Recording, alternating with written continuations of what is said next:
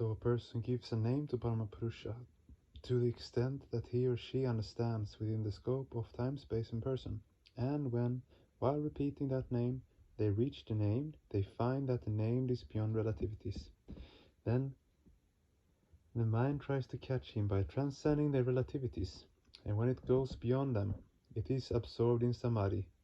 The samadhi is in Paramapurusha, because the samadhi is beyond the relativity.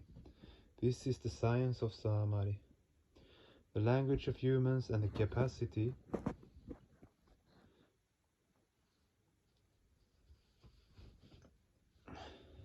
of that language is greatly limited.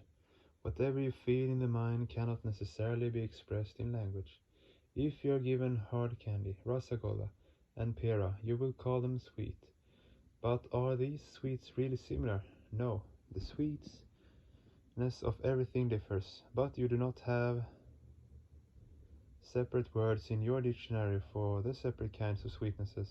If you are pricked with a small pin or a cut it is made on your body somewhere with a knife, you will utter ooh in both cases, but it is difficult to understand which ooh is indicative of which pain. But it is difficult to understand which. Therefore language is more limited than bhava, feelings. And bhava is very, very limited in comparison to mahabhava, eternal bliss. And when people are established in mahabhava, they become bliss itself. How can this be expressed through language? So where there is less bliss, people will talk a lot, and where there is a maximum of it, people will be silent.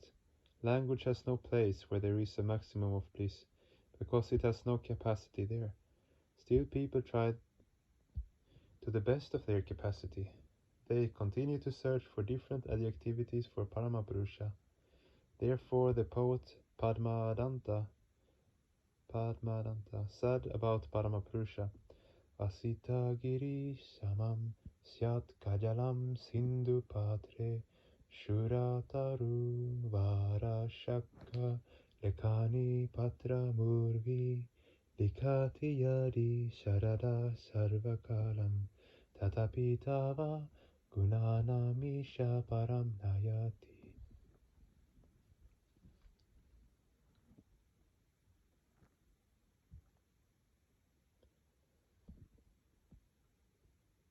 You must have seen ink tablets. Nowadays they're not used, but previously they were.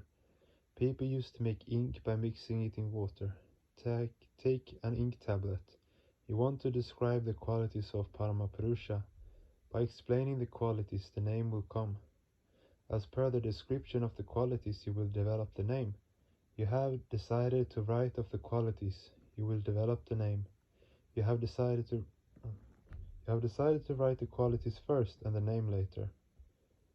In order to write, you require ink, an ink tablet. Suppose you get an ink tablet as big as the Himalayas. Asita giri shamam shat kajalam shindu patre.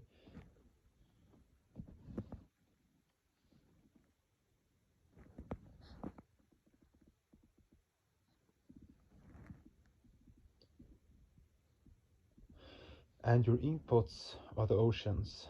Surata, Ruvara, Shaka, Lekani, the imaginary Parijata tree, which spreads from heaven to hell, is taken as a pen, and the entire earth serves as the paper.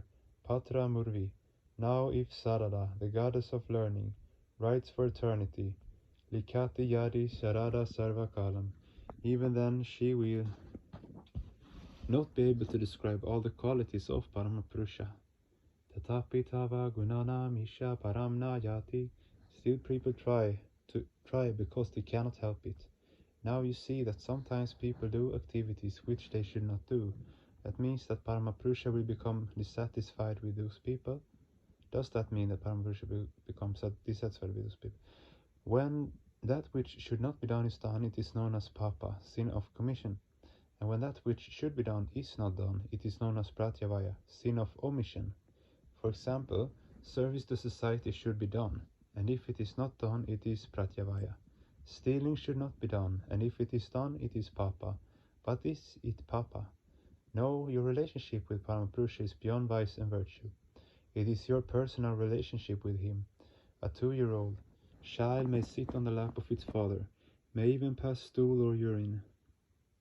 The father is quite respectable and learned. But does the father kick the child out and say that the child has committed a sin? No, your relationship with Paramapurusha is entirely personal.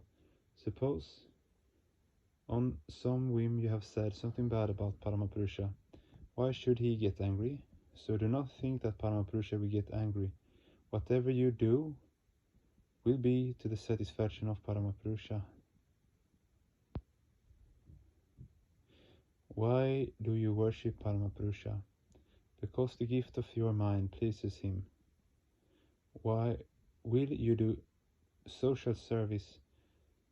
The world is his creation, so if you serve the world, Paramapurusha will be satisfied.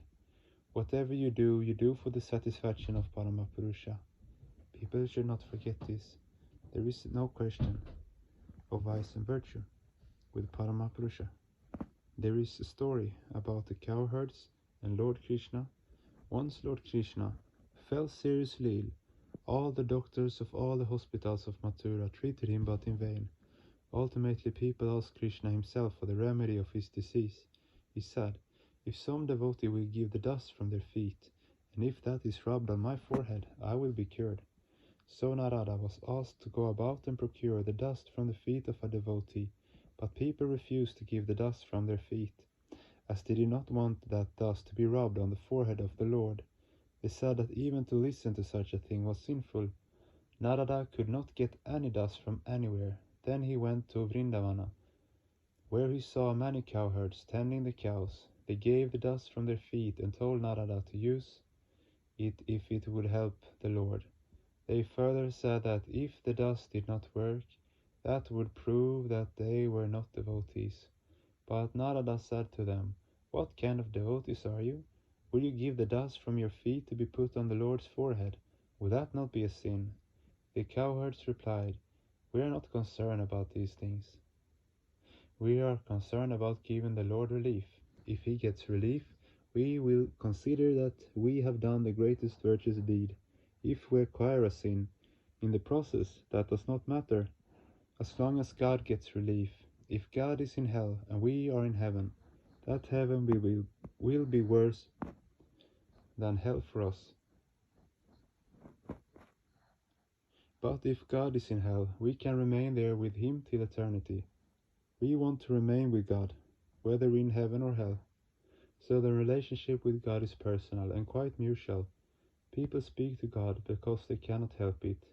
It is said of the Lord, Ugram Viram Mahavishnum Jvalantam Sharvatomukam Grisham Vishanam Bhadram Mrityur Mrityu Namamyaham.